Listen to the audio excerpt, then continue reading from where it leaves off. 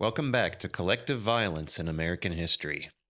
So, we left off in the last installment talking about how the biggest chasm of social distance in colonial America is between the natives and the settlers, and how that social fault line is going to produce violent conflict almost immediately after the Europeans start setting up their colonies in the New World. But it's worth pointing out that there is some variation in the relationships across the different colonies. If you're just dropping in, this series is focusing on what will eventually become the United States, so I don't have all that much to say about the Spanish Caribbean or Central and South America. But it does seem to me like the Spanish conquistadors are at one end of the scale of European relations with the natives, in that, well, they're conquistadors. They're there to conquer and take slaves and make off with the silver and gold, and despite the best efforts of their own church and crown to restrain them, you see accounts from the 1500s of entire peoples being worked to death as slaves in silver mines, or natives getting hunted on horseback for sport and that sort of thing.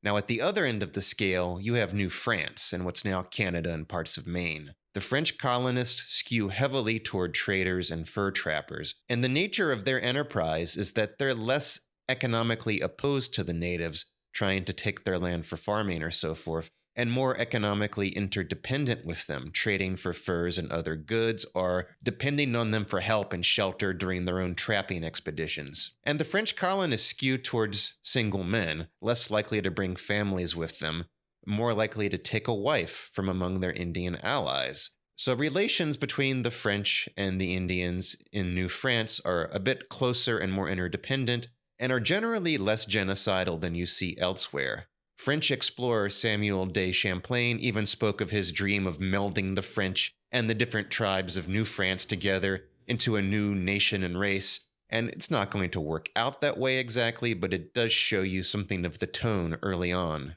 The thing is, even if the colonists are not coming as conquerors and are looking to trade and intermarry, just having people from drastically different societies with different levels of technology coming into your region is bound to cause shockwaves.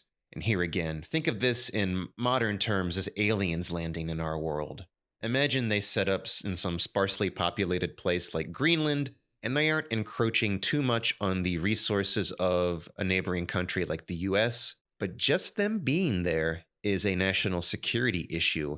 And even if they're not making threatening gestures to our military leaders, our leaders have to be pondering the differences between our weapons and theirs, just in case. Now, let's say these aliens do want friendly relations and they go ahead and establish them with some nearby countries and start trading. Only we're not one of those countries. So now all of a sudden, Canada and Iceland are the wealthiest nations on the planet, and they're getting weapons tech that completely outclass their own neighbors, such as the US, it would be a bit of a situation. Which is why, when the French did get involved in a full war on the American continent, it's mostly a matter of them coming to the aid of their native trading partners, the Hurons and Algonquins, who are getting hammered by the Iroquois Confederacy. The Iroquois Confederacy is an alliance of 5 tribes led by the Mohawks, and together they have strength in numbers. They also have muskets they're getting from the Dutch and the English traders, and in what's called the Beaver Wars, starting in the 1600s,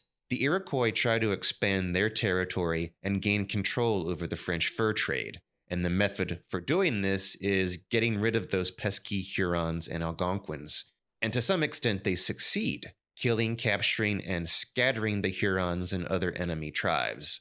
One of the groups that the Iroquois pressure into moving away is a people called the Susquehannocks, a people who at the start of the Beaver Wars are living in what's now northern Pennsylvania, but by the mid-1600s, they've moved southward toward the Chesapeake Bay, where, as we'll soon see, they'll play a part in the politics of the Tidewater region. Now, if French fur trappers are one extreme and Spanish silver mines are another, when we look at the English colonies and their relations with the Indian tribes, you'll see some variation between the extremes.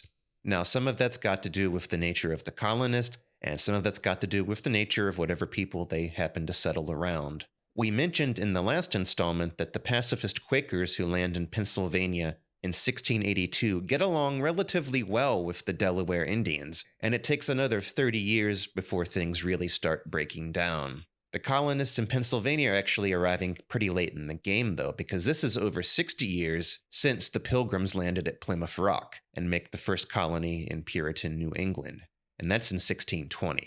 And it's followed 8 years later by the founding of the nearby Massachusetts Bay Colony in 1628.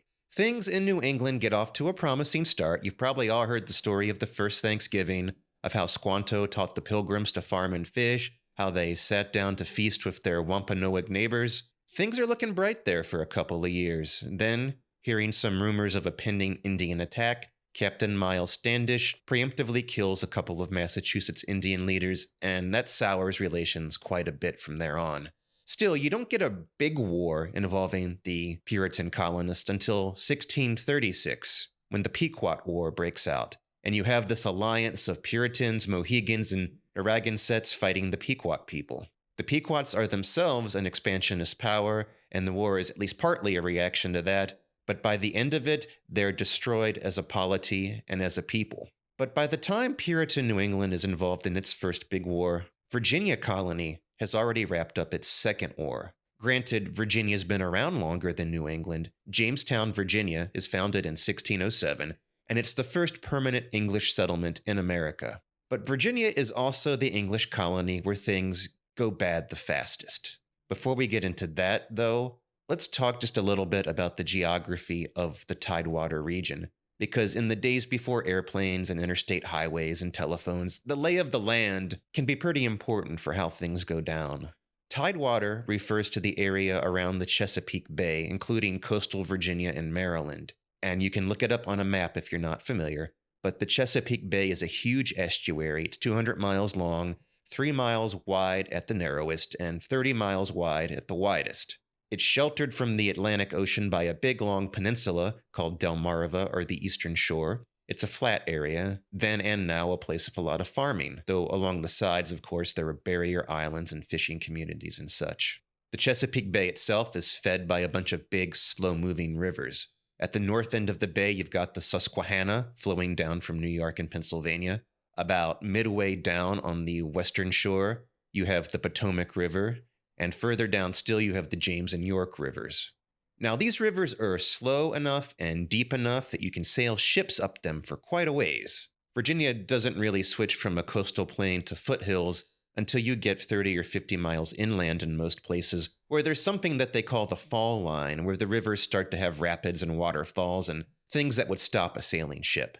This is going to be a big boon for people looking to colonize this area, and especially for people like our English Cavaliers who are coming here to set up plantations that they can run as their own private kingdoms. Because of the nature of Virginia's waterways, you don't have to mess around with getting your product to market. You just have to have traders come and dock at your personal dock right there on your plantation alongside the river. But all that's a little ways off when the English first show up in the mouth of the bay. Mouths of the York and James rivers are near one another, and they're both near the mouth of the bay where the ocean flows in around the tip of the Eastern Shore Peninsula. And this area where the rivers meet the opening to the sea is called Hampton Roads. Nowadays, it's a big urban center, so it's hard to picture what it would have looked like 400 years ago when the English first sailed into it. It wouldn't have been a densely populated place because even before European diseases started wreaking havoc on the Indians, the eastern woodlands just weren't that densely populated. So you have to picture the place looking fairly wild. Now, as you sail into the bay and go west, there's this other, smaller peninsula of land made by the James and York rivers. And this is called the Virginia Peninsula. It's what nowadays includes the cities of Williamsburg and Newport News. And as you go from the mouth of the bay up the James River, about midway up this Virginia Peninsula, you get this swampy island. It's an absolutely horrible place to make a settlement. It doesn't have much farmland, it's crawling with disease, but it is surrounded by the river on 3 sides, with a creek or marsh cutting it off from the mainland, and there's already no one living on it because it is such lousy, undesirable land. So this is where, in 1607, the English established Jamestown, the first permanent English settlement in the New World. And it's a frickin' death trap. Between disease, starvation, and Indian raids, the large majority of the colonists who arrive here before 1622 aren't still going to live there a decade later. Just 3 years after the founding, the 214 colonists who showed up are down to just 60, most of the rest having starved to death during the bad winter of 1609 to 1610, a period they called the Starving Times. It got so bad, people resorted to cannibalism. When a relief ship finally did show up, itself short on supplies after being shipwrecked for several months, the survivors decided to abandon the colony and board that ship and slink back off to England, and only through some strange luck of history did it happen that they actually met another English ship coming into Hampton Roads with fresh supplies, and that ship then ordered them back to Jamestown. Now, there's a couple of reasons for this starving time. One is that the colony is filled with cavaliers, with English aristocrats or gentry, who weren't used to actually doing hard labor of their own. And to the extent that they did labor, they mostly wanted to go out and look for gold. The Spanish at this time were dragging so much silver back from the New World that it was warping the economy of Europe. These English colonists coming into Virginia are here on a get-rich-quick business venture. They want to get rich and go back home. You've also got the problem that even if they're not busy looking for gold and not too stuck up to work hard, a lot of them can't work hard because everybody's constantly getting sick. The swamp is infested with malaria. So at any given time, a lot of your population isn't fit to work. But the thing is, the colony was never meant to be self-sufficient in those early days anyway. Here again, people weren't coming over to establish a farming colony. The plan was always to trade with the Indians for food while they searched for mineral wealth. And the reason they're not trading with Indians in the year 1609, when the starving time happens, is because relations with them have already turned sour. Now, Jamestown is set up in the neighborhood of the Powhatan Confederacy. It's a military and political force made up of about 30 smaller tribes with similar languages. And traditionally, it's called a confederacy, though really it's more similar to a chiefdom or a sort of tribal proto-empire, in that it's got a clear leader in one of the tribes, and some of the ones paying tribute to him were brought in by force. The leader is named Wahun Senekal. To the English, he's known as Chief Powhatan. And I've read that Powhatan is actually his title, not his name, but this is the name that I learned in school, so forgive me if I default to the more familiar term during this discussion. Now, from what I can gather, Chief Powhatan is kind of wily and wary towards these new people settling in his region. One can only imagine how strange they must have seemed from his point of view, and they've clearly got tools and weapons in advance of his own. On the other hand, their numbers are small, 250 counting down as they die from various ailments, and they're settled in a small fort on some unproductive swampland, so maybe they don't seem all that threatening. Plus, you have to wonder how much a man from a tribal chiefdom can be expected to grasp about the size and power of the civilization that dispatched them there. Just 7 months after the colony is founded, its leader, Captain John Smith, is out reconnoitering near Powhatan's capital when one of Powhatan's forces captures him. This leads to the famous incident where it looks like they're going to execute John Smith, and then Powhatan's daughter Pocahontas takes pity on him and asks the chief to spare him. Historians argue whether that little detail actually even happened, or if Smith made it up later to build up Pocahontas' reputation after she became something of an unofficial ambassador to England. And even if it did happen, there's some debate over what it means. It might have been a spontaneous sort of action on her part, or it might have been her playing her role in something that all the Indians would have understood as a kind of ritual or political theater, a way of symbolically bringing Smith under Powhatan's authority. I imagine Powhatan at this point has some sense that the English are dangerous, but maybe he thinks they can be brought into the fold, absorbed into his chiefdom. At one point, he even invites them to leave their miserable swampland and settle in one of his towns, where they can make him metal tools in exchange for food. But also, supposedly, he's doing things early on, like inviting the settlers to feast with him, and while they're visiting, warriors from one of his tributary tribes stage a raid on the Jamestown fort, probing for weaknesses, and the settlers don't necessarily grasp the political situation in Virginia, so Powhatan has plausible deniability here. Oh, yeah, those guys weren't working for me. Just sorry about that. Not my fault. So from the get-go, the English are very unsure whether they're at peace with this guy or at war. Well, by 1609, 2 years after the English land at Jamestown, it's pretty clearly war. There's some big raids against the main settlement.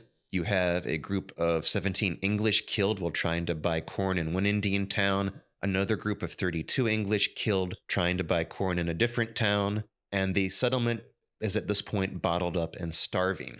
Only a resupply ship with reinforcements eventually shows up in 1610, and the English start hitting back. They do their own raid that kills dozens and destroys the town and gardens of Powhatan's tributary people, the Paspahegh, who never really recover from the blow. And things go on for years like that with raids and skirmishes. Of course, early on, the English have the big advantage that they have guns and the natives don't. Granted, muskets in this era are slow and inaccurate, but they are scary as hell. They have a longer range than arrows, and you can partly compensate for low accuracy with massed volley fire. They also make wounds that the Indians don't really know how to deal with. They know how to stitch up and poultice a stab or a cut, but musket balls fragment, they make compound wounds, they shatter bones. They're a messier problem for Indian first aid. The English capture some new territories during this conflict. They scatter and kill some tributary tribes. They build some new forts. Eventually, they capture Chief Powhatan's daughter, Pocahontas, and that leads to a ceasefire, and eventually in 1614 to a peace treaty. This treaty is sealed with a marriage. Pocahontas marries John Rolfe, the colonist who has just recently figured out how to grow tobacco in Virginia colony. It's not quite a dynastic marital alliance, but it is certainly important that there is a marital tie between these two people, especially when it involves the family of the chief on one side and an important figure in the colony on the other. So you get 6 years of peace while the English solidify their position in the New World, and the colony develops an economy based on growing tobacco for export. And towards the end of this period, you get two big developments that are eventually going to bring an end to the peace. One is that Chief Powhatan dies, and power passes to his younger brother, Opechancanough. Opechancanough is more aggressive than Powhatan. He doesn't think these foreigners can be managed or brought into the fold, and he wants to take a harder line. He was already chafing at the reins under his brother's leadership, and now he's got a chance to act. The other thing that happens that gives him that chance is that Pocahontas dies. Now there is no longer that kin connection between the two peoples. So Opechancanough plays nice for a while. He even makes some noises like he's thinking to convert to Christianity, but his plan is to wipe out these foreigners once and for all. And in March of 1622, he comes close to pulling it off. Now, by this time, the Powhatan have managed to acquire some of those nifty guns, and he's had his warriors learn how to use them.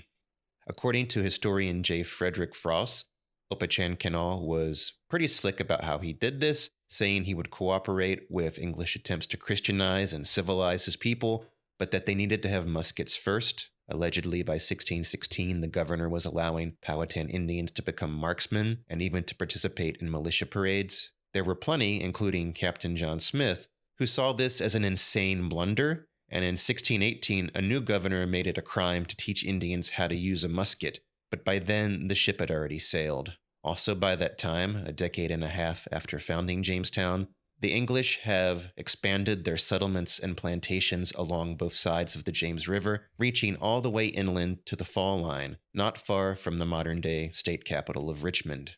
And the problem for Opechancanough is that if you attack one of these settlements, you might have a good chance of wiping it out, and maybe even the next one as well. But by the time you get to the one after that, word has probably spread. The people on plantations or small towns will then flee to the bigger towns and forts, where they'll be armed and ready behind walls and palisades, and even if all those muskets your men have acquired, you're going to have a tough nut to crack. So Opechancanoug's solution to this problem is to hit all the English settlements at once. On Friday, March 22nd, he launches simultaneous sneak attacks against 31 different English settlements or plantations all throughout Virginia colony. At the western edge of English settlement at the falls of a creek feeding into the James, the English have set up an ironworks. The place is fairly isolated. It's about 3 miles upriver from the nearest English settlement. Supposedly, the Powhatan men come there unarmed so as not to alarm the English, who would have figured they were just there to trade. Then as soon as they're inside the ironworks, they seize the nearest axes or hammers, and they start killing every Englishman in sight. A little downstream on the south side of the James, one of the westernmost plantations is owned by a man named Nathaniel Powell. He was one of the few original colonists who set sail in 1606 who was still alive at this point, having made it through the starving time and the First Anglo-Powhatan War. He's not going to make it through today. The Powhatan War Party strikes, killing Powell and his family, including his visibly pregnant wife and 7 tenant farmers. Supposedly, according to a report by John Smith, the bodies are all mangled, and the Indians take Powell's head as a trophy before moving on to their next target. Around the same time, other groups of Powhatan fighters are hitting other targets along the James. Supposedly, at some places, they use the same trick as at the ironworks, showing up like they're there to trade and attacking with whatever implements they can find within the settlement. In her book, Plain Paths and Dividing Lines, author Jessica Lauren Taylor calls the attack, quote, "the culmination of extensive knowledge of habits and resources on the budding plantations and at places like the Falling Creek Ironworks. Otherwise, unarmed native men bearing goods to trade found the English inside their homes and in the fields," end quote. She goes on to quote primary sources on how the natives knew the daily routines of the English settled near them and used that to their advantage, doing things like arriving at the midday meal times when people were gathered and seated and their guard was down. All told, that day's attacks managed to kill 350 people, wiping out a quarter of the population of Virginia Colony. It's a massive blow, but not everything goes Opechancanough's way. For one, the tribes of Virginia aren't all unified. Over on the eastern shore, the Accomack Indians have a profitable trade relationship with a plantation/trading post operated by settler Charles Savage. And when the Powhatans sound them out to see if they'll ally against the English, the Accomack decline. So there's no trouble on the eastern shore during this whole ordeal, and the colonists on the mainland maintain some friendly territory across the bay. And even among the tribes that are members of the Powhatan Confederacy, there are now individuals who actually have fairly close relationships with the English. In that period of 6 years of peace between the last war and this one, you've had Indians doing regular trade with English plantations, Indians taken on as servants, even Indian children who have been going to English schools to learn English and Christianity. Some of these Indians with close ties to the English get word of the impending attack and give last-minute warnings to their English friends and associates. So even with all the successful coordination of the attack, there are some locations that get advanced warning and button down and turn themselves into hard targets before the attackers get there. And one of these is the main English settlement, Jamestown. And you can run the what-if scenario on this if you want. Imagine how it would have gone down if Jamestown hadn't gotten the warning, if the Powhatan had crushed the main settlement and fortress. Maybe then they'd have managed to roll up the whole colony, and what does that look like? Now, this is after the super profitable tobacco trade is up and running, so it's kind of hard to imagine the English leave the place alone forever, but maybe things look quite a bit different if they lose their foothold and it takes another few years for them to return in force to a land that's going to be a lot more prepared for them. But even if the way things really went down, this is not a trivial blow. This event goes down in history as the Indian Massacre, and like I said, it kills about a quarter of the colony's population in a single day, destroying or forcing the abandonment of a big chunk of the colony. Author Jessica Lauren Taylor writes in her book Plain Paths and Dividing Lines, quote, "Real horror began in the days and weeks that followed the collapse of the plantation landscape and economy, and with it any sense of safety at unfortified fringe settlements. The English lost control of promising settlements in Henrico, Charles City, and Martin's Hundred, the last of which saw over 70 deaths alone," continuing the quote later on. "English trade with the Powhatans was abruptly severed, while Opechancanoughs anticipated the desperate movements of the colonists. In letters copied for company investors in London, one after another, the colonists pleaded for help and rescue. 'We are all undone,' moaned Lady Wyatt. William Rolshe tried to buy his wife a single hen, unaffordable because of inflated prices. Christopher Davison's servants on crop of corn on the eastern shore were spared by native people, but he had no way to get there from the mainland. Colonists watched from their doorways as Powhatans slaughtered their cattle in untended fields. They dared not plant corn, since once it grew tall enough, Powhatan attackers could hide there. Pigs permitted to propagate in the woods remained there since," now quoting a colonist, "we dare scarce step out of doors, neither for wood nor water," end quotes. The besieged English are once again short on food. Once again, malnutrition becomes a big problem. It's an especially big problem for the lower classes, the indentured servants and slaves, but even their masters are desperate. One servant writes home to complain that his master sold him to another for a shirt, in his words, like a damn slave. And even plantation owners who don't have secure investments back home in England are going to go broke over the course of this war. And before this war is over, just 10 men, 10 individual men, are going to own all the servants and slaves in a colony where servants and slaves are half the population. Now, of course, we know that the Powhatan aren't successful in eliminating the English. The colonists consolidate, they regroup, they start extending their fortifications around their core territory on the Virginia Peninsula. Opechancanought doesn't really seem clear that these people are the tip of the iceberg of a much larger political and economic structure back in England. He doesn't continue pressing his attacks on the settlements as hard as he could have. He holds on to 20 or so female captives taken during the Indian Massacre to use as bargaining chips for negotiating some sort of submission by the English, just in case they don't pack up and go home, which apparently he's expecting them to do. But Opechancanought is open to negotiations, and in 1623, the year after the massacre, the English approach him to discuss a peace treaty.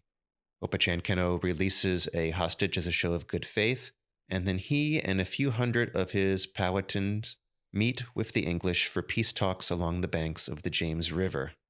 As part of the talks, the English pass around wine, calling for a ceremonial toast. What the Powhatans don't know is that the English have laced the wine with poison. The Pamunkey peace talks, as they're later known, are a trap, Red Wedding style. When the poison kicks in, 200 Powhatan men drop dead. There's other Powhatans who didn't take a drink, and as soon as it becomes obvious what's going on, the English turn on them with their weapons and kill about 50 more. Opechancanought himself manages to escape, but he's lost 250 of his men in a single day, and the English have gotten their revenge for the previous year's massacre.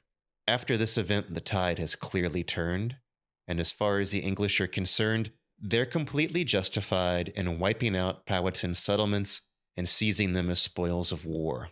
They feed and profit on raids from Indian corn stores. They take Indian captives as slaves. It's easily forgotten nowadays, but in the 1600s, there's actually quite a few Native American slaves alongside the growing numbers of African slaves. And of course, the English are still getting reinforced with fresh colonists and supplies and weapons from back in England, while the Powhatan are not. They're getting whittled down by English attacks and English diseases.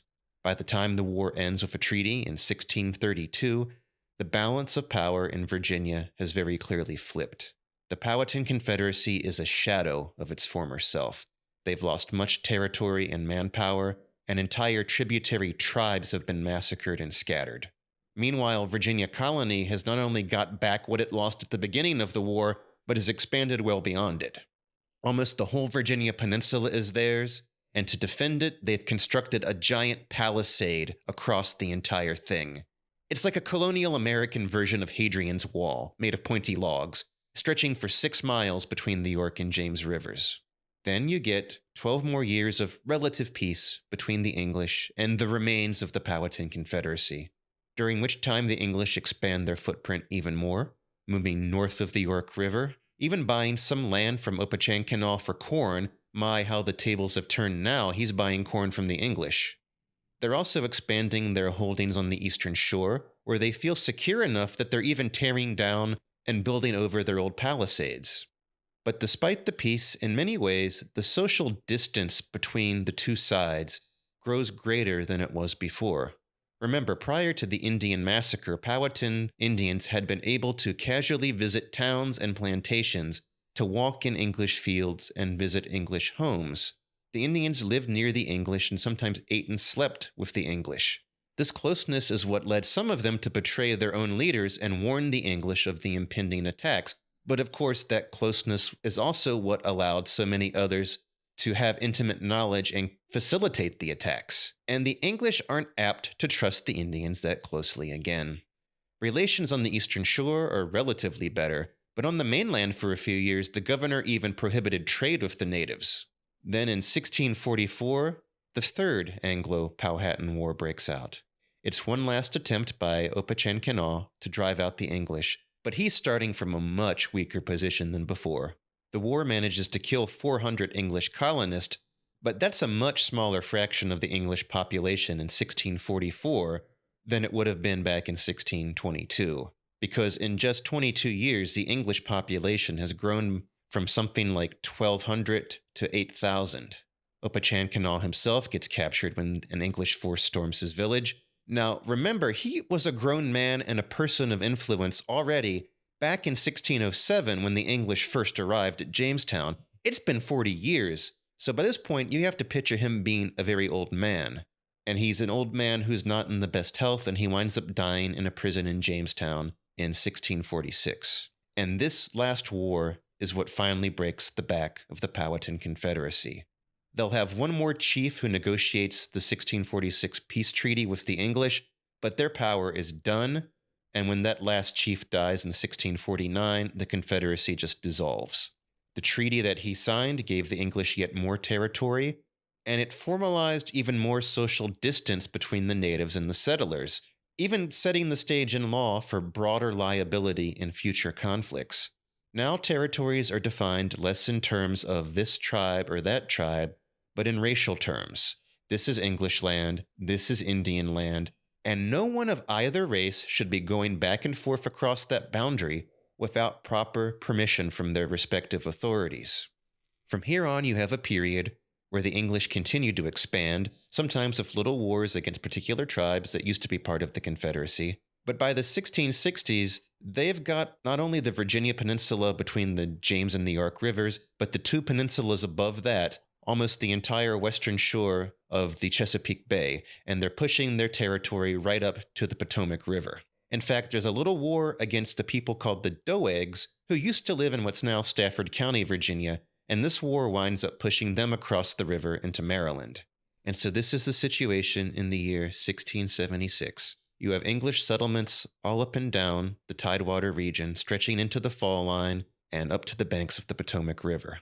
And one of these plantations on the banks of the Potomac River is owned by a guy named Thomas Matthews, whose property sits down near the mouth of the Potomac, just upstream of where it flows into the bay. This is Stafford County, now a crowded place of lots of traffic. It's a bedroom community of people who commute to jobs in Washington, D.C. But this is 1676, so it's not just rural, it's frontier. Most of Matthews' neighbors are Indians. On the Virginia side, there's Chickacoans. On the Maryland side, there's Piscataways and Susquehannocks and Doegs.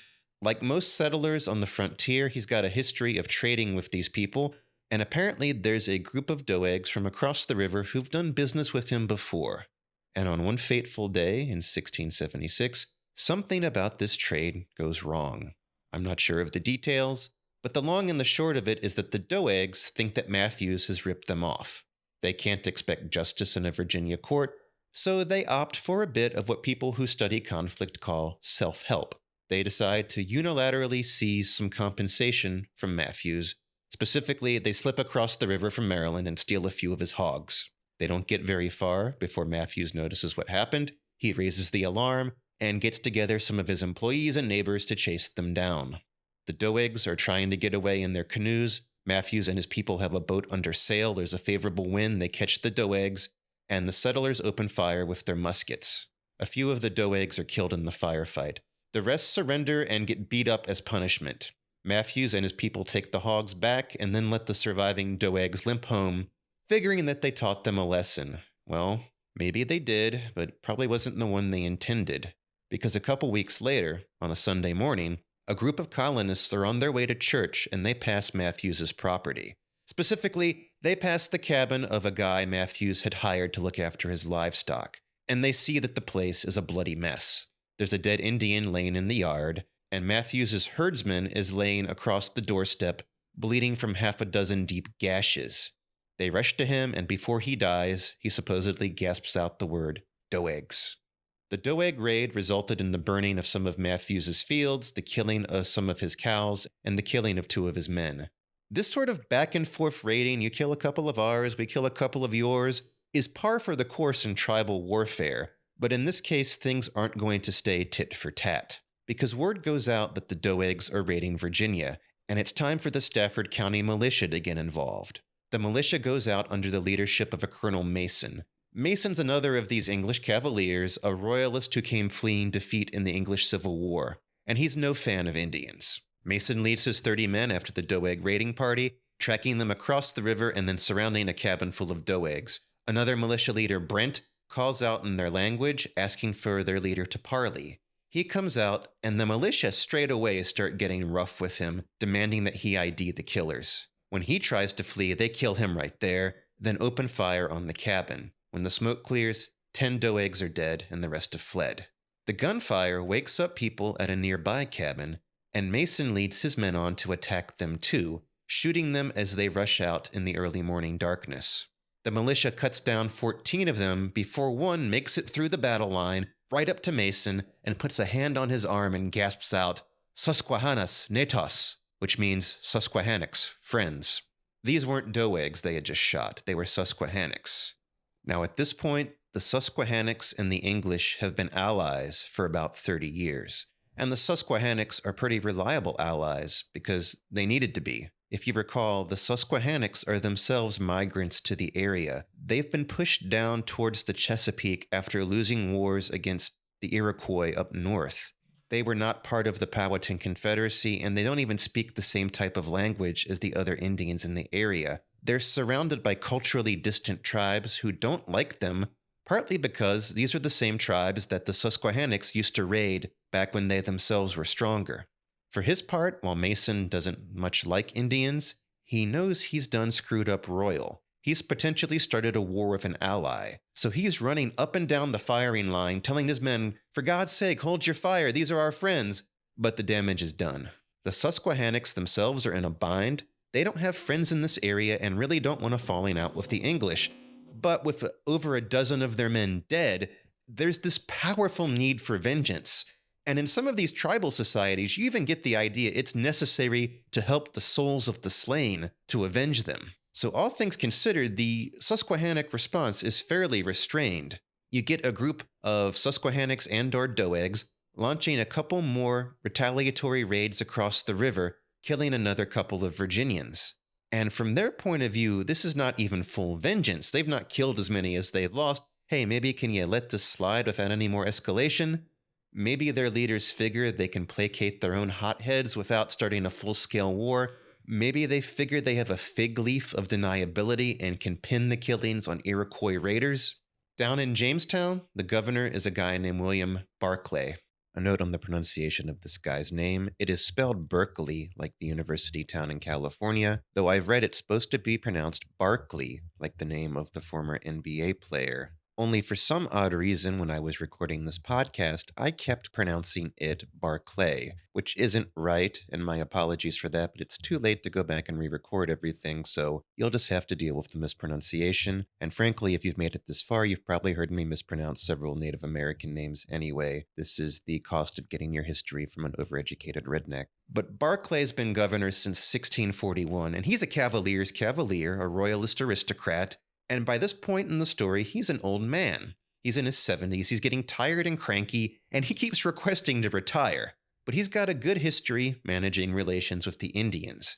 He's mostly avoided all-out war and kept open trade relationships with the friendly tribes, who by now aren't trading food but furs and slaves that they capture in their own wars with tribes further into the interior.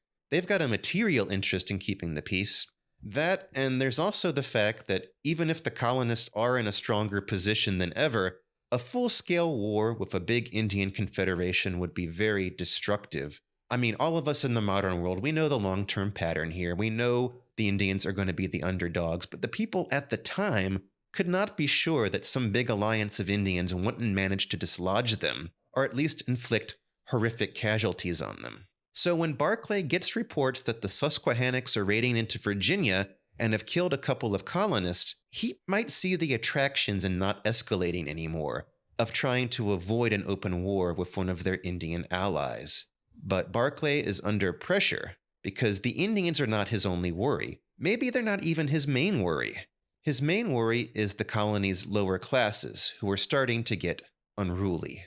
Now remember, Virginia colony is based on tobacco farming, and that this type of agriculture requires a lot of hard labor in the hot, humid Virginia summers. This labor is provided by African and Indian slaves and by English indentured servants.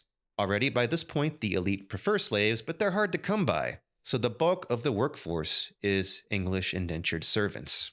And while the servants can theoretically look forward to getting their freedom one day, if they don't die of disease first, Sometimes they don't want to wait that long.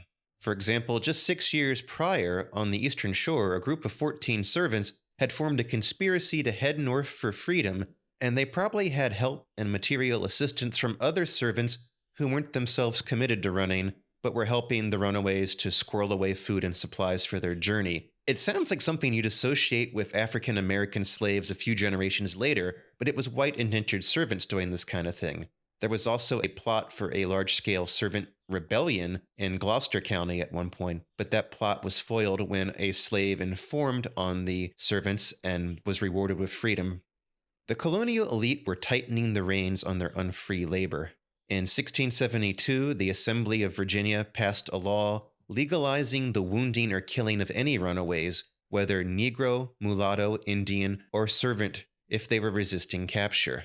But the bigger problem wasn't so much the unfree labor, it was the growing class of people who used to be unfree.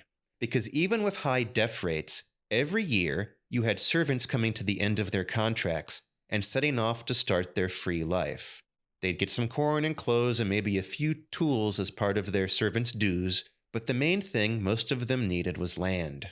The elites already controlled most of the land in the center of the colony. What was left for someone fresh out of his servant contract and looking to get his start in life was at the frontier, where he'd be under much greater risk of Indian raids, where it was harder and more expensive to get his crops to the markets. And even then, the frontier wasn't expanding as quickly as it had been before, when Virginia was conquering Powhatan territory. The long and the short of it was that opportunities for former servants were declining. In his book, Tales from the Revolution, historian James D. Rice writes, quote, "Even a servant who lived to the end of his term still might not be able to establish himself as a farmer. Economic opportunities for ex-servants had been shrinking over the past generation. Many entered freedom already worn out from their years of servitude, reduced to working as tenant farmers or taking up small farms on remote, often dangerous frontiers. Fewer and fewer managed to acquire land and laborers of their own. In recent years, the proportion of non-elite planters who owned any servants or slaves had dropped 20% from pre-1670 levels. Under these circumstances, it was difficult to attract a wife from the small pool of unmarried women, unable to establish themselves as married householders or protect their families if they did manage to find a wife. Many freedmen were deeply frustrated at their inability to perform their roles as men," end quote. All that would be bad enough, but the colonial population is also getting squeezed by a combination of falling tobacco prices and higher taxes to pay for England's recent war with the Dutch. Tobacco starts going into decline after 1660. The problem is mostly overproduction, plus also a lot of improper curing that leads to lower prices when the shoddy product makes its way back to England. This plus the higher taxes are causing debt problems to snowball among the middle and small landholders. So by the late 1660s, Barclay already views his own lower classes as at least as much of a threat as any external enemy, and he has written to King Charles warning him that the colony has enemies within. So when Barclay gets word that the Susquehannocks and Doegs are raiding into Virginia, he's probably feeling a lot of pressure to do something, and more importantly, to be seen doing something. He does not want his own lower classes having another grievance against him. So to manage that threat, he feels a lot of pressure to take care of this instability along his frontiers, and he sends out the militia again, this time going against the Susquehannocks on purpose instead of by accident. Well, sort of. Barclay picked a guy originally from the Eastern Shore named Washington to lead his militia. This guy, Washington, has just moved across the bay and set up a plantation he calls Mount Vernon. So yes, he is the ancestor of President Washington. He's charged to take the northern militia and investigate the truth and punish the guilty. Washington promptly asked the governor of Maryland so that the two colonies can jointly launch an attack against the Indians. Maryland's had a shakier relationship with the Susquehannocks than did Virginia. They're at peace now, but it's a more recent thing. And so Maryland is on board with some action against them.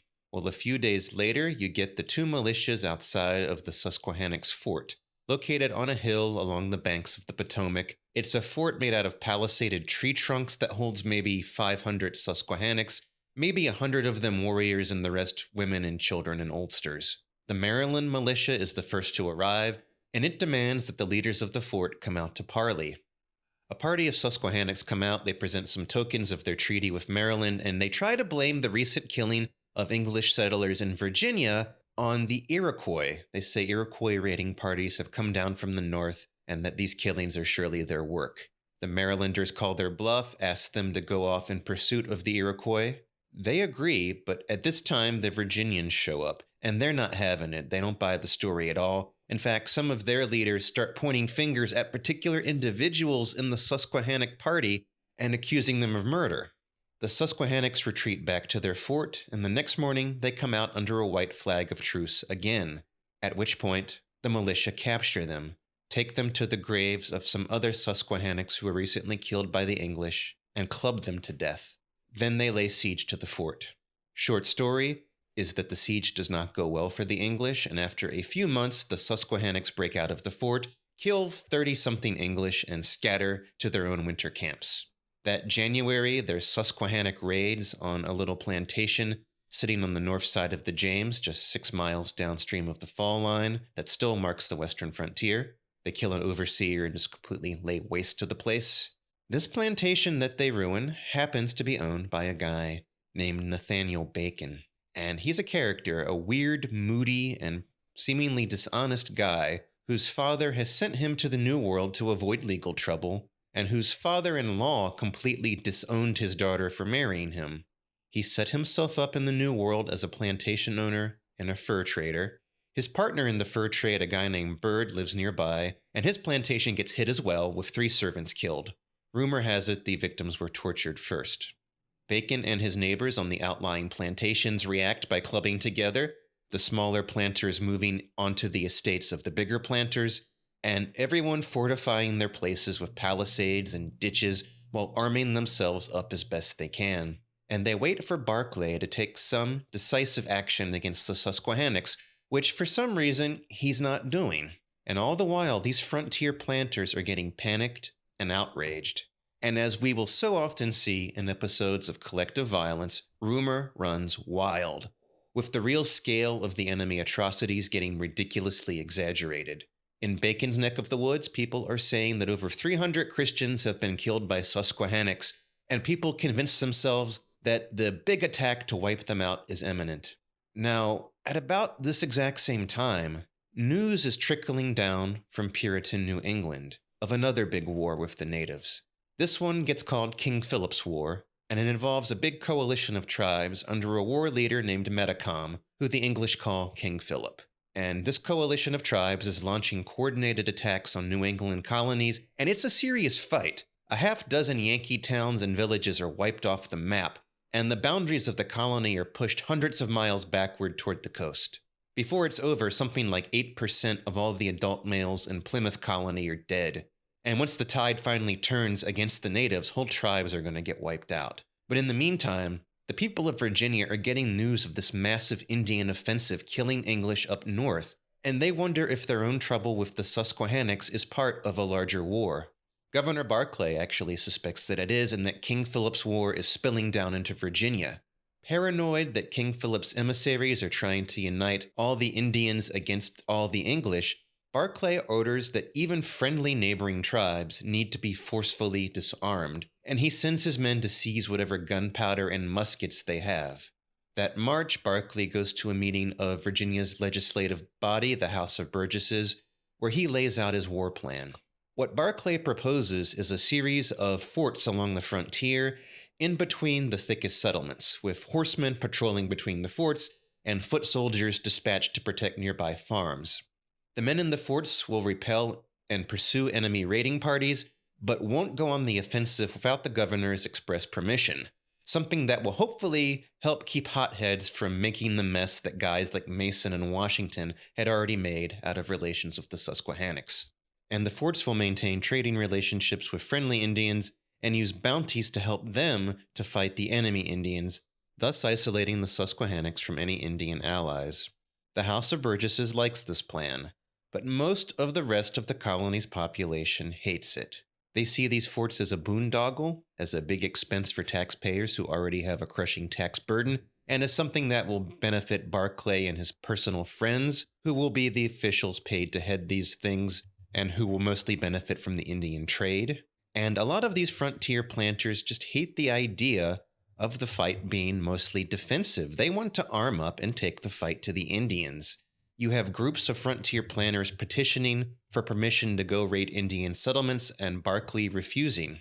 This leads people to see Barclay as in some sort of conspiracy to screw over the frontiersmen. There's a bunch of rumors flying around that the taxes to pay for the forts are way higher than they could possibly actually be, and that sketchy planter Nathaniel Bacon, he starts telling people that Barclay isn't just in league with other colonial elites to line their own pockets, he's actually in league with the Indians too. Bacon spreads the rumor that Barclay has some scheme to monopolize the fur trade with the Indians. He accuses Barclay and his associates of having been the main ones to provide the Indians with guns, and he claims they've betrayed and sold out the colonists for their own profit. A little further downstream from Bacon's plantation, another rumor swirls that several large bodies of Indians are on their way down the James River right now, leading the panicked men of Charles City County to gather up and prepare to fight. Now, Bacon and his partner Bird and some other guys are out drinking, getting riled up about the state of the colony, and they decide to go down and greet this militia and share some of their rum with them. And not long after they arrive, the militia are chanting Bacon's name, asking him to lead them. How did they settle on Bacon as their leader? Well, he was active in complaining about the governor, and he had said a couple of times that if one more settler died, he'd lead an attack on the Indians himself. Actually, just a couple of years ago, he had led an attack on the Indians himself. He had attacked and imprisoned some Appomattox Indians he accused of stealing his corn. Governor Barclay rebuked him for what he called a rash action, which helps explain why there was some bad blood between these two guys to start with.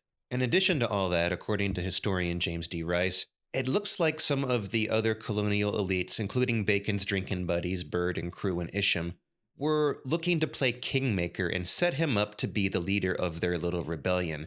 And while he notes that Bacon must have had some personal charisma of his own for people to follow him, he suggests that maybe some of the other ringleaders of the affair were maneuvering Bacon, a newly arrived guy and something of a hothead, to be a figurehead so as to give themselves a little bit of cover when the inevitable blowback happened. But in any case, at this big meeting, Bacon's planter friends pledged their loyalty to him and to the cause of getting revenge on the Indians. And so now you have a civilian militia operating without the governor's approval under the leadership of Nathaniel Bacon. And his first order to his militia is to cross over into New Kent County to recruit still more followers. That goes well, and then Bacon and his now 300 men set out on the march to kill some Indians. Now, given that Virginia colony is currently at war with the Susquehannocks, you might expect that they'd try to kill some Susquehannocks. Or maybe, since the whole thing started with a fight with the Doegs, they'd go after the Doegs. Nah. By this point, it's broad racial liability. The goal here is to make war on them all and spare none. Bacon's army, staffed with frontier men, newly arrived planters, and former indentured servants, frustrated by the lack of secure land, are embarking on a pan-tribal war of extermination. They start by marching on the territory of the Pamunkeys, who've been a major part of the Powhatan chiefdom in older decades. The Pamunkeys get word of this, realize the danger, and scatter into the Dragon Swamp to hide. So Bacon's frontier army moves further south, away from Susquehannock territory, and heads towards the land of the Occaneechees. Now, not only are the Occaneechees not at war with the English, they have a profitable trading relationship with Virginia. We've talked before about how ties of interdependence, like the kind that arise from trade, can hamper violence between groups, and here it seems to work on the Occaneechee side. Because when the Susquehannocks are casting about, desperately looking for allies in their war against the English, they sound out the Occaneechees and they get rebuffed. The Occaneechees choose their Virginia trading partners over the Susquehannocks, who, again, remind you, are themselves migrants from further north with a different language than the Tidewater tribes. The Occaneechee immediately send runners to the English to start reporting on Susquehannock movements, hoping to show themselves as good allies. And it's interesting to consider why this interdependence didn't work on the English side. One factor you should consider is that, well, it kind of did. Governor Barclay and the colony leadership did consider themselves friendlies with the Occaneechees and were loyal to them. The problem is that Bacon's army of frontiersmen do not. And part of what's going on is that these farmers on the frontier, especially the lower ranking ones, the former indentured servants desperate for land, aren't really benefiting much from the Indian trade. Bacon's rumors about Barclay's monopoly on the trade might not quite be true, but as governor, he's getting a cut of that revenue, and the Indian slaves are going to the colony's elite, and Joe Blow Farmer probably doesn't get much from the Indian trade at all. Joe Blow Farmer wants land, and he wants security, and he's grown to hate these Indians he sees as standing in the way of both. So Bacon and his men show up in Occaneechi territory on the island in the Roanoke River, and they don't attack them at first. Instead, they propose an attack against the Susquehannocks. Now, the Occaneechi have pretty much already declared for the English. They don't much care for the Susquehannocks. They don't know Bacon's army is an illegal operation against the governor's orders, and so they go along with it.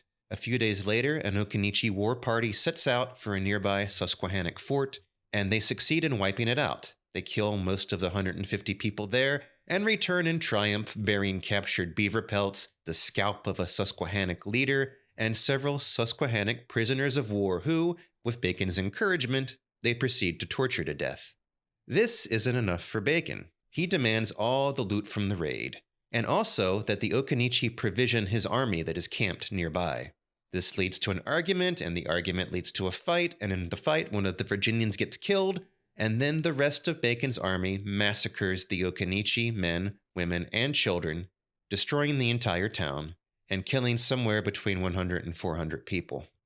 So how's Governor Barclay reacting to all this? Not very well, it turns out. Remember, he's already given Bacon flack for being rash in the past. His policy is to isolate the Susquehannocks and not start attacking other tribes willy-nilly. And you don't have to think of this as necessarily a humanitarian policy either. It might just be the prudent course when you're worried that a sufficiently large and committed coalition of tribes could pose a significant military threat. Here again, up in New England, Indian forces are pushing the colonists back, destroying villages right and left. And while we in the contemporary world have the benefit of hindsight, the people in these days do not. So from Barclay's point of view, everything was going according to plan, the forts were getting built, troops were being raised and armed to head out to the frontier and do the planned patrols, and now he's getting word that there's an illegal army led by a young hothead that's caused him trouble in the past. He and Bacon are sending letters back and forth about the situation. Barclay's recalling him to Jamestown to meet, Bacon swearing he's an obedient subject but making excuses why he can't come to Jamestown, and all the while he's chasing Pamunkeys and wiping out the Occaneechi. Finally, Barclay issues a proclamation declaring Bacon to be in rebellion. And this is where the conflict really shifts, from an external conflict to an internal one. At least it does so from the point of view of the colonists. The Indian tribes of Tidewater are still struggling to survive with armed English militia on the warpath. The Susquehannocks have lost a ton of people in a major fort. They're desperately trying to make a treaty with New York colony, so at least they have a friendly border somewhere. The Occaneechis have been massacred, their main settlement destroyed. The Pamunkeys are scattered and hiding in the swamp, starting to starve. But this event goes down in American history books as Bacon's Rebellion, because from here on out, the rebellion is going to be the bigger deal for Virginia colony than any war with the natives.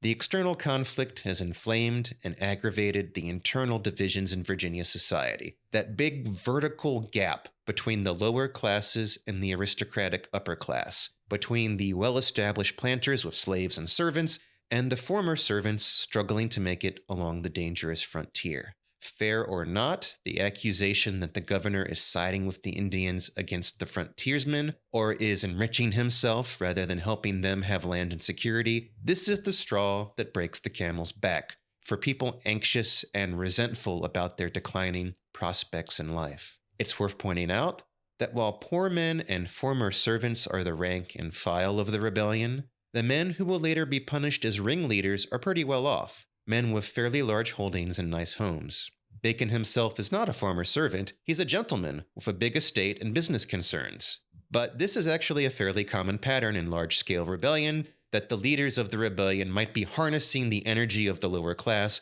but are themselves part of society's normal leadership class. Indeed, for a rebellion to really get off the ground, it seems like you need some sort of division within the upper class. Sociologists like Jack Goldstone and Peter Turkin have talked about this in work on revolution and rebellion and political instability. What happens is you get some segment of the upper class that you might call the lower upper class. They're far better off than the average Joes, but they're kind of second fiddle within the elite. And they are looking jealously at the rung on the ladder just above themselves. Turkin calls them a counter-elite. In Virginia in 1676, the main elite, the upper echelon, are a network of big plantation owners with various family and business and personal ties to Governor Barclay. But with the colony's growth, you've been getting a new stream of elites coming in, guys like Bacon who aren't arriving as servants but as gentlemen starting off with property. And while these recent waves of cavaliers will have lifestyles far more comfortable than some former servant struggling to find a farm, they're not going to have it as easy as the already established big guys. In fact, they too have seen their opportunities to advance to the upper echelon drying up over the past decade. You see, gentlemen in Virginia colony have a sort of career course set out for them, something like the old Roman course of honors, a set of offices or responsibilities that they advance through on their way to the top ranks of the elite. They start off with sort of an apprenticeship in a low office, being a sheriff or a bailiff or something like that, and eventually work their way up to justice of the peace and then to serve in the House of Burgesses, the colony's governing body. And a lot of these entry-level offices are at the county level, because Virginia is really pretty decentralized and the county elite have a lot of power at this point. And one thing about those Anglo-Powhatan Wars and their immediate aftermath was that as new land was getting conquered, new counties were getting created at a rapid pace. So there were lots of new offices that needed to be filled, which means if you were a new arrival or the son of an old arrival, it was pretty easy to advance in those old days. You start with one of those entry-level offices, and within a decade, you're holding a high office, serving as a justice of the peace and sitting in the House of Burgesses. That, plus some strategic marriages into an established family, who always have widows and daughters in need of husbands, and any ambitious cavalier can firmly cement himself in the colony's elite in a pretty short period of time. The problem comes at the end of the 1660s, when this expansion slows down and new counties aren't being created like before. Now, the new arrivals or the younger sons of old arrivals don't have the opportunities for rapid advance. And with more competition for those lower offices that are the first rung of the ladder, the men who already have power to appoint people to those offices have relatively more pull and influence than they did before. Throw onto that the same problems that are squeezing the lower classes, like rising taxes, and you see that the lower rungs of the elite also have some grievances that might make them throw in their lot with the commoners, at least insofar as it helps them supplant the upper rung of the elite. In any case, Barclay turns out to have been right about enemies within being a bigger threat than enemies without. That May, out in Henrico County, Bacon and the core of his men are back home when the sheriff tries to read out the governor's proclamation declaring Bacon a rebel. Only Bacon's men aren't having it. They force the sheriff to shut up, and the people of the county go on to vote for Bacon and his buddy Cruz to be their representatives in the House of Burgesses in Jamestown. Over the next couple of days, letters between Bacon and Barclay get rancorous, communications break down, and then that June, the assembly is called to meet. The Burgesses come into Jamestown from all over the colony, and this includes Bacon, traveling now with 50 armed guards and sailing down the James River in a sloop. His ship drops anchor near Fort James, and some of his men in a rowboat go ashore to ask Barclay's permission for Bacon to come in and take his seat in the assembly. Barclay's answer is to order his gunners to sink the ship. Bacon's ship manages to escape, but after a night sneaking ashore, the next morning it gets caught again by another of Barclay's warships and is forced ashore, where Bacon is captured. The next day, Barclay brings Bacon before the Burgesses, and everyone is wondering how this is going to go down. Is there going to be a trial, an execution? Instead, the governor declares that Bacon has repented and asked forgiveness. He reads the confession for all to hear, and then publicly forgives him. He even tells Bacon that if he can live peacefully until the next session, he can come back and take his seat as a Burgess. Now, you have to think this is about as happy of an ending as a guy declared rebel can have after getting caught at cannon's end. But Bacon has not been chastened, and he's going to give us some more trouble before this story is over. In the meantime, over the next few days, the assembly passes some legislation designed to placate the angry populace. They extend suffrage to landless freedmen, a pretty radical measure for the time. They also eliminate some tax exemptions that benefit Barclay and his elite supporters. And Barclay himself promises that he'll eventually give Bacon a commission to lead a force against some enemy Indians. And then, of course, there is the matter of the Indians. They're still a major concern to the assembly. A Pamunkey leader, a woman named Cocoquesky, comes to address the assembly wearing a crown of beads and a buckskin mantle with long fringes, and she gives a long impassioned speech reminding the assembly that her husband died fighting another tribe because of an alliance with the colony, and that they haven't gotten so much as a thank you for this.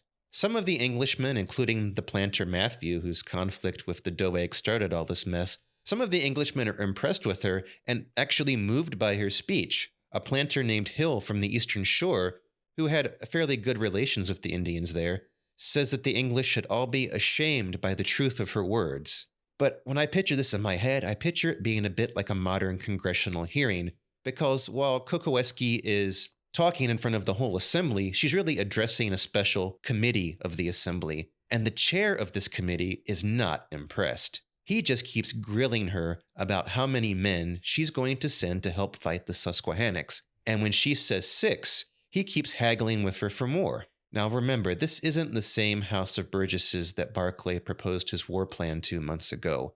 There's been an election since then, and one of the frontier counties elected the rebel Bacon and his buddy Cruz as their representatives. With anti-Indian sentiment running hot, you might expect that a lot of the new representatives are also strongly anti-Indian politicians. They've been courting this wave of discontent, and that's what got them into office. But for all the disrespect, though, the House as a whole still leans way more towards Barclay's diplomacy than towards Bacon's plan of total extermination. So the war bill they wind up passing at least does specify that not all Indians are guilty, and that they shouldn't lump the innocent and the guilty together.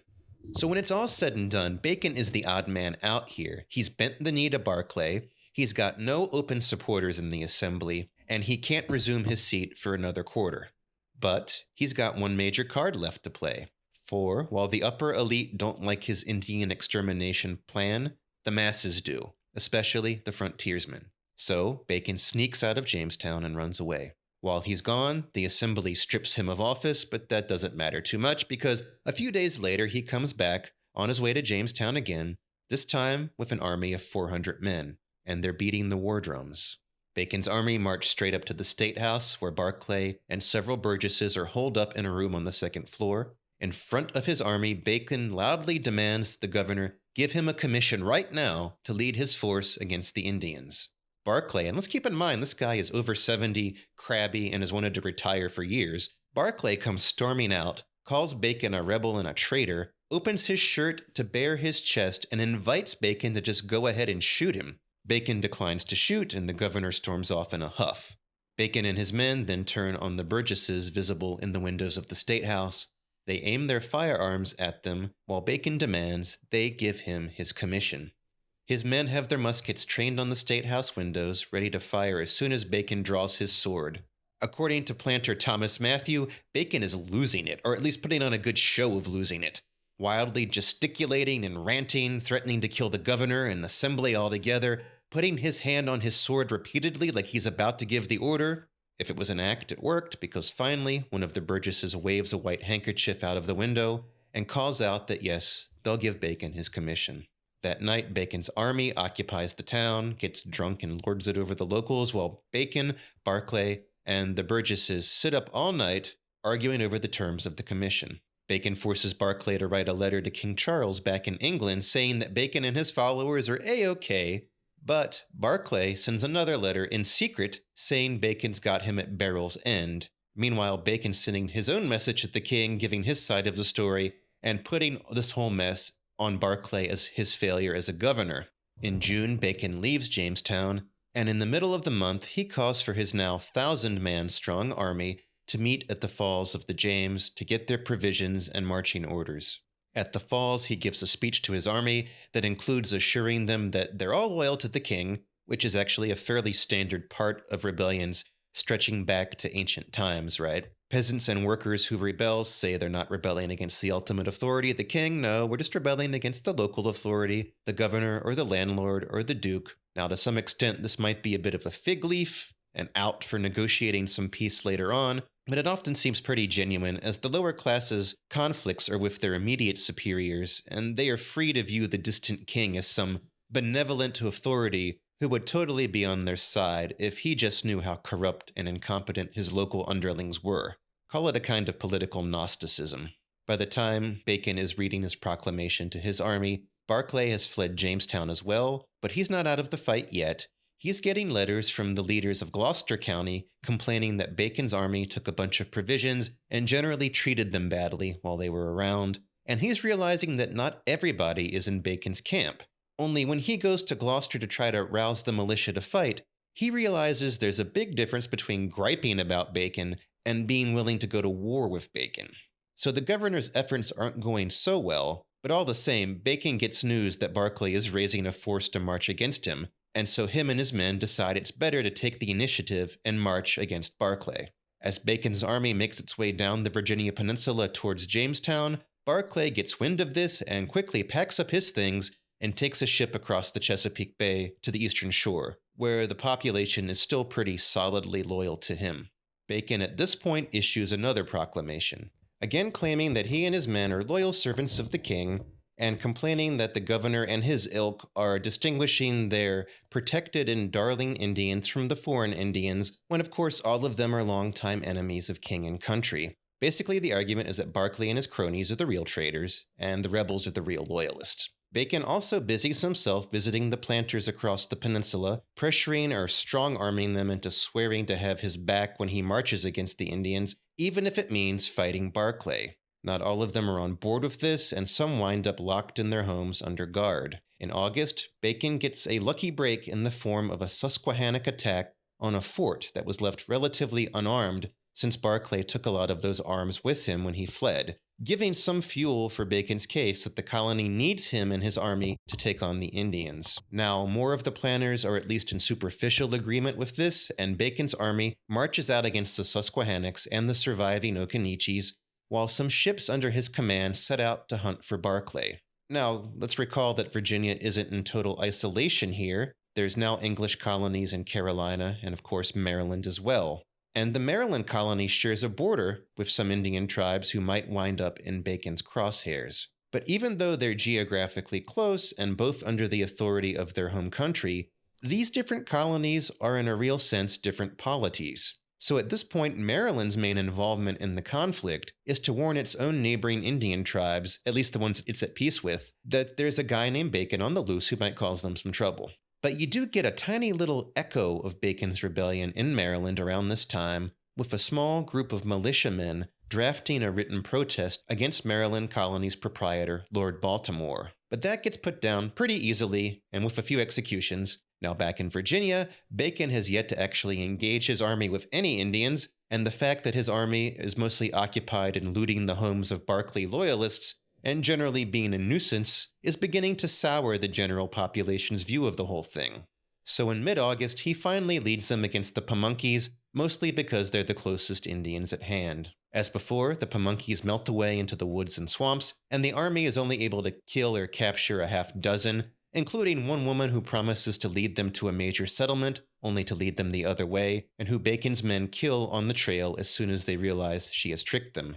Eventually, Bacon does find the larger camp, loots it, and takes some prisoners to sell into slavery. The leader, Cococoesky, who had addressed the General Assembly just a few months prior and promised to lend men to the Virginian cause, survives for 2 weeks, hiding in the wilderness before starvation forces her to come out and surrender. Meanwhile, Bacon's navy is hunting for Barclay. Finding out that he's staying on a plantation owned by John Custis on the eastern shore, Bacon's naval commander, Carver, comes ashore with a force of 160 men to capture the governor. Barclay's guard is in position to fight back, so Carver agrees to parley with Barclay. Both men really just are stalling for time. They're looking for some development that will give either of their sides an advantage. Barclay is the one who gets his break first. The ship Carver brought with him was one he captured and pressed into service, and the original captain of that ship, Larimore, is still a loyalist and still on board. He sends a secret message to Barclay, pointing out that most of Carver's men have gone ashore and that the loyalists on the boat now outnumber the rebels. So, if Barclay could just send a small boarding party to help, they could retake the ship. And that's how it goes down. When the sun comes up, Carver sees the boarding party approaching his ship, and he takes his own landing party and tries to make it back in time to stop them from taking it. But by the time they get their landing craft out to where the bigger ship is anchored, it's all over, and now he's got armed men on the ship and on the shore training their muskets on him. Carver surrenders. A few days later, Carver is swinging from the end of a rope, and Bacon's short 150 men. Pretty soon after that, he's short most of his navy, as the Loyalist Captain Larimore has organized the Loyalist Navy and captured 4 more of Carver's ships. Now Barclay's forces control the Chesapeake, and Barclay makes a plan to sail his forces to Jamestown. On September 7th, Barclay's ships cross the bay, go up the James, and come in sight of Jamestown, which is now occupied by a force of 1,000 rebels under the command of a Thomas Hanford. The rebels decide to neither surrender nor fight. Instead, during the night, they scatter and slip off into the dark. So Barclay's now taken Jamestown without a fight. One can imagine that Bacon isn't too thrilled to hear about this. He plays it off, he assures his men that Barclay's forces are quaking in their boots, but he's also desperate enough that at this point, he starts freeing not just servants, but black slaves, inviting servants and slaves to join his army in exchange for their freedom. On September 13th, Bacon's army arrives at Jamestown. They have some skirmishes with mounted loyalists before they begin to dig in on the beaches outside the fort. Only while they're digging in, Bacon starts sending his men out into the town on some nightly errands because he's got a really dirty trick planned. When the sun rises, Barclay and the leading men look out from the walls of Jamestown, and they are shocked to see, standing on the breastworks in front of Bacon's army, women, many women, dressed in white aprons, and these women are their wives. Bacon has had his men scooping up loyalist wives throughout the night now, and he's got them displayed as hostages and human shields in front of his own forces. The loyalists don't dare open fire. So Bacon's army gets all the time they want to finish fortifying their position, and then once they're nice and dug in, they let the women go. Barclay then sends out most of his men, 600 of them, marching towards Bacon's lines. And think about the turnaround that's been accomplished here, because Bacon's army is the one that marched on the capital, marched on a fortified town, and yet now they're the ones playing defense. They're dug in, they're partially concealed by bush, and their enemies are coming at them across an open beach and are fairly easy targets. By the way, Barclay's front ranks, the ones most exposed to the rebel guns, are the people he trusts the least to be committed to the loyalist cause. Now, I guess it makes sense that he didn't want them in the rear and would rather have them soak up the first volleys of fire, but when they do soak up those first volleys, they immediately break and run. And as is so often the case in big battles, panic is infectious. Once the front ranks start running, pretty much everyone starts running soon after. It's a humiliating defeat for the loyalists. But Bacon hasn't taken the town quite yet. Him and his men are still in the trenches, and lice are starting to spread. And the rest of the colony is just in chaos. There's smaller forces of rebels and loyalists clashing here and there. Everyone is terrified of more Indian attacks to come. People are getting conflicting rumors and reports about which side is winning in this little civil war. Both sides are accusing one another of being the real traitors, and people are changing sides back and forth according to which way the wind seems to be blowing.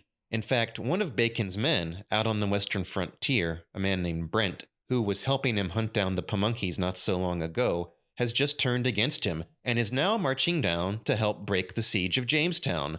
Only no one in Jamestown knows this. And when Bacon's forces bring up 3 big cannons and start firing at the fortified walls trying to open a breach, the loyalist forces start to panic. Barclay's officers don't think they can keep control of their own men, and so they pressure Barclay into abandoning Jamestown once again. So Barclay's forces retreat to their ships in the bay, and Bacon's forces occupy the town.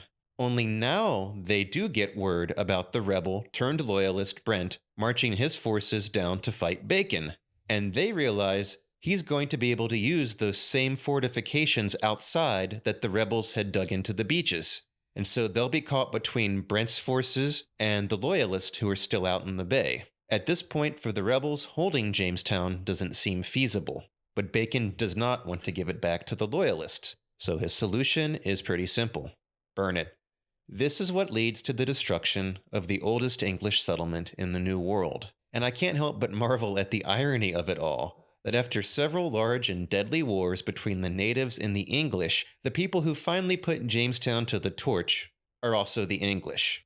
Barclay and his loyalists are still anchored just a bit downstream of the town, and that night they can only watch as it goes up in flames. Soon after this, Bacon leads his forces to meet Brent's force, which is still marching toward the ashes of Jamestown, but realizing that Barclay has lost the capital, Brent's force melts away pretty quickly. Then Bacon leads a mounted force into Gloucester County to requisition supplies, which is starting to look a lot like just looting the populace.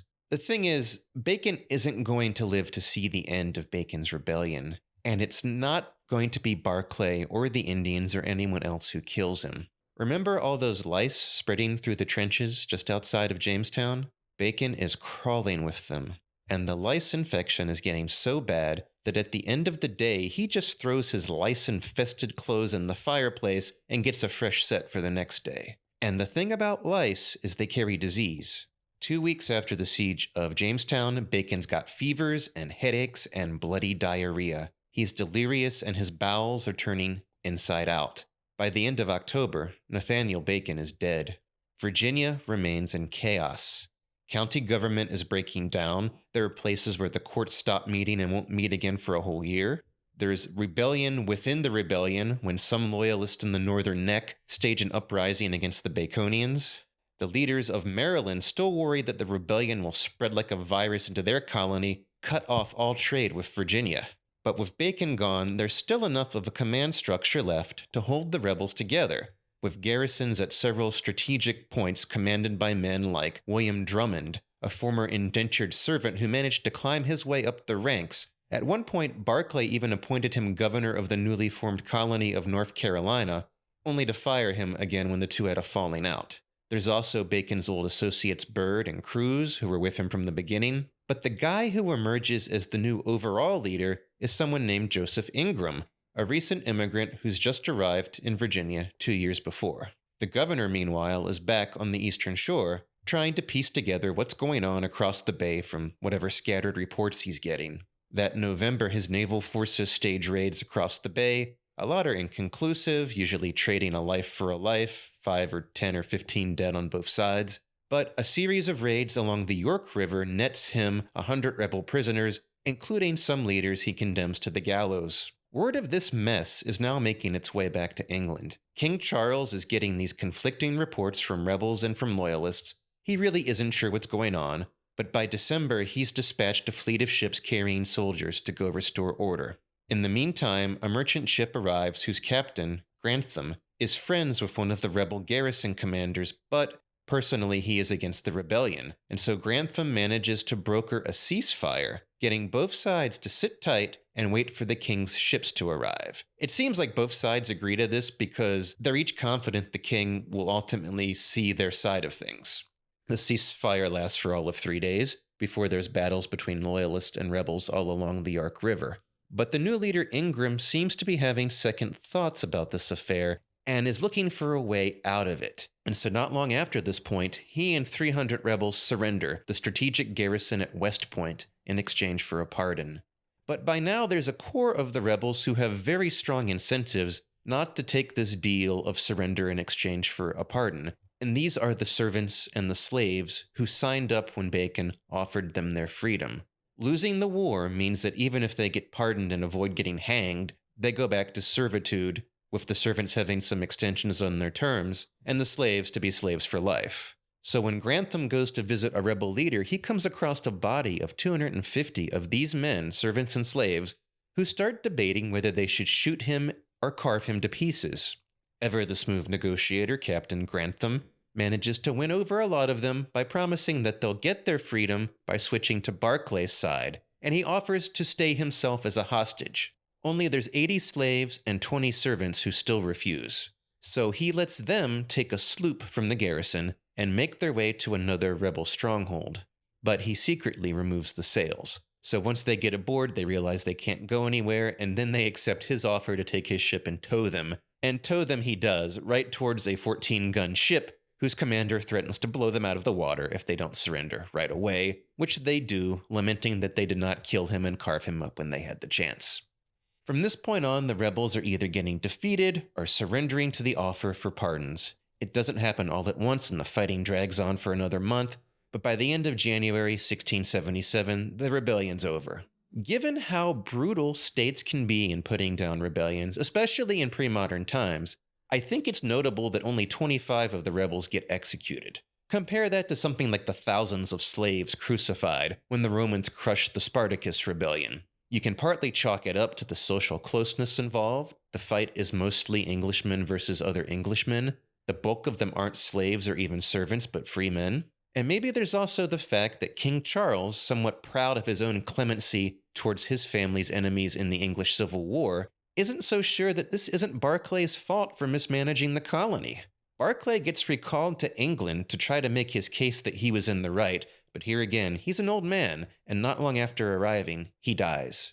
Virginia is now technically at peace, but the Tidewater elites realize how fragile the stability is. The underlying fault lines and pressures have not gone away. You've still got lots of land-hungry freemen squeezed by taxes and hostile relationships with the natives. One solution to this problem is to make it easier for those land-hungry freemen to take the Indians' land. While the Virginia government never got on board with Bacon's omni-genocidal plans, governors after Barclay are going to be even more aggressive in opening up Indian lands and far more willing to turn a blind eye to settlers who squat on lands that belong to the Indians. In the immediate aftermath of the rebellion, there's a peace treaty with the Pamunkeys that gives them a substantial reservation, but post-rebellion treaties are worth even less than pre-rebellion ones.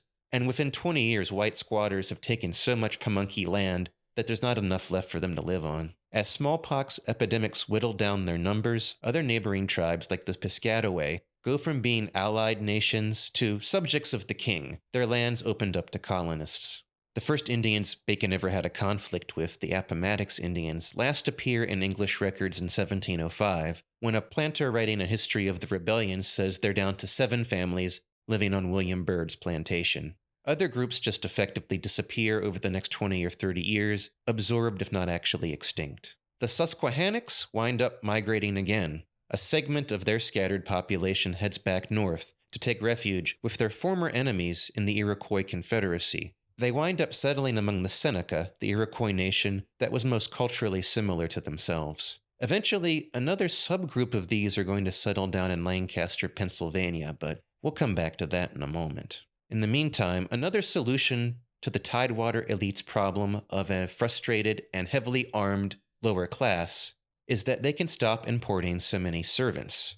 After all, if the main problem is having these people who eventually gain their freedom and want land and opportunities, well, wouldn't it be better to have labor who you never have to free? At the time of Bacon's rebellion, African slaves had already been trickling into Virginia colony for 50 years. There's also an active trade in Indian slaves as well, some made to work locally, some sold down into Caribbean sugar plantations. One thing that happens soon after the rebellion is that the Atlantic slave trade really picks up pace. And with a greater supply of enslaved Africans, the planters in Virginia and Maryland can shift towards a permanently enslaved workforce. And since their subservient workers are increasingly of a different race than the freemen, slavery increasingly becomes racialized, with laws dividing white from non-white and giving legal rights to whites, but not to non-whites. This, by the way, might have helped some planters convert existing servants into slaves, as early on, some Indians and Africans were actually under servant contracts rather than being actual slaves, though once they lose the right to press cases in court, they can no longer sue masters who are holding them after their contract expires. Now, it seems like this shift to chattel slavery rather than indentured servitude has a lot to do with just the increasing supply of slaves, but I've seen people argue that the rebellion itself accelerated things, adding some collective political incentive on top of the individual economic incentives for relying on slavery rather than servitude. The idea is that a growing rabble of poor freemen was more dangerous than a tightly controlled slave population. Now, I can't say with any confidence whether the rebellion really did hasten the South's reliance on chattel slavery, but it certainly is fascinating to think that you might get such a wide-ranging consequence from a conflict that you can trace to someone stealing a pig in retaliation for a bad business deal. As a sociologist, though, I think the most interesting thing about all of this is some of the patterns you see in it. It gives you a sense of how relations between whites and Indians are going to go for the next 200 years. Even if the leaders of both societies have some treaties and borders they're willing to respect, you find that the people on the ground along the frontier often have a very different set of conditions and incentives. A lot of the drive to expand westward, as well as a lot of the conflicts and broken treaties, are a bottom-up affair. Poor settlers looking for land continually migrate to the frontier, looking for what they can't afford in the already settled areas. And a lot of the time, they wind up squatting on Indian land, even if it means crossing borders established by their own leaders back east. And on the other side as well, you have young hotheads for whom launching raids to steal animals or take captives or count coup is just part of their culture, part of how you prove you're brave and manly, and their own leaders will have trouble reining them in, even when it's clearly in the interest of the whole community to do so. And even without whites squatting or unprovoked Indian raids, you have various frictions and conflicts that arise between Indians and settlers, and given the social distance involved, these things often spiral out into violent conflicts with collective liability. And the liability can be so broad that it goes beyond this tribe or that tribe, this colony or that colony, and becomes a matter of attacking anyone of the enemy's race. Another pattern in this rebellion that will crop up again and again in early America is the internal division between the relatively wealthy and more established people in the older areas of the colony and the poorer people streaming out to the frontiers. A division between Western small farmers and Eastern businessmen, politicians, and big plantation owners will crop up again and again in the early history of America, whether we're talking the Regulator Movement in North Carolina, Shays' Rebellion in Massachusetts, or the Whiskey Rebellion in Appalachia. The division will sometimes be exacerbated by other cultural divides, with those frontier people being from more recently arrived cultural groups that are different from those who settled along the coast. We can see this pattern in an incident that happens nearly a century after Bacon's Rebellion, but that kind of looks like a small-scale repeat of it. This incident takes place a bit further north, in the colony of Pennsylvania. It's the story of the Paxton Boys uprising, and we'll discuss that in the next episode of Collective Violence in American History.